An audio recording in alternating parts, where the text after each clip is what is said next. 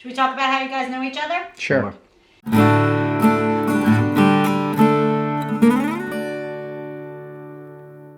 Eric and I have known each other for 20 years, and like all relationships, we've had amazing experiences together, and then we've gone through a couple year periods where we just touch base and haven't seen each other in a long time, but we've always like gotten right back to it. So we would go and have breakfast every week in Manhattan at the Ace Hotel, and we would just, first we were talking about who we could get money from to make some things and what jobs could we get, and then all of a sudden we just like scrapped it all and said, let's just make something. And this is the project that came out of that. It's Who You Know is a project that Scott and I created and produced by ourselves, based on really interesting people in our lives.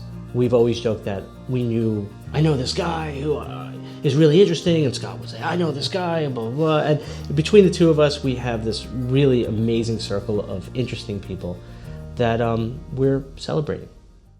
I like when Scott looks at the camera and says, why? Two less of that. I like when Eric says, two less of that. Eric and I have always been really good friends, and we also have met so many fascinating people on our journeys. And that's one of the greatest gifts of having the careers that we've had. And also it's a bit of our own curious nature and our love of other human beings and our disdain of other human beings. Sometimes it's like when you have a low tolerance for people who are jerks, you really love the people who aren't. That's what I think. Well said. Look in your inner circle. Every one of us is connected to somebody who is remarkable, who's inspiring, and we all have elements of that in ourselves. But certain people speak to us more, in a way that makes us just go, wow, they contribute to the richness of my life. Another thing about this is that Eric and I do everything.